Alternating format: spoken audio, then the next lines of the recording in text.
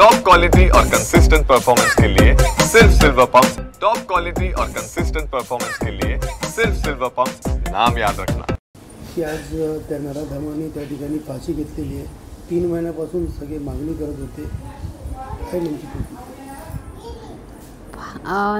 3 महिन्यापासून जे लोकांनी बॅनर लावले होते की याला फाशी द्या, याला फाशी द्या, म्हणून देवेन भाऊनी आम्हाला सांगितलं होतं की जास्तीत जास्त फास्टॅगवर ही केस नेणार आणि 3 महिन्यात त्याला 3-4 महिन्यात आम्ही त्याला फाशी देणार। यासाठी जे वकील त्यांनी युजल निकम यांना जे केस सोपवली होती त्यांच्यावर, आणि ते या 2-3 महिन्यात होणारच होतं, 3-4 महिन्यात की त्याला फाशी, म्हणून याच्यासाठी जे पुढे त्याला फाशी होणार म्हणून त्याने आजच जी त्यांनी आत्महत्या केली, हा न्याय आम्हाला तर मिळालाच, पण त्याला भीती होती की पुढे मला फाशी होणार, म्हणून त्याने आज एक कृत्य केलेलं आहे, स्वतः फाशी लावून घेतली आणि तिच्या आईवडिलांना न्याय मिळालेला आहे।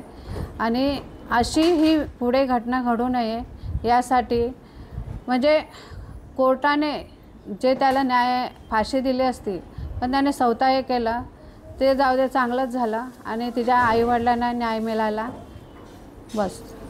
हो, बसलं असतं नक्की, कारण हे असे कितीतरी गुन्हे घडत आहेत, तर हे असे जर फाशीची शिक्षा दिली असती तर कुठेतरी त्यांना आळा बसला असता।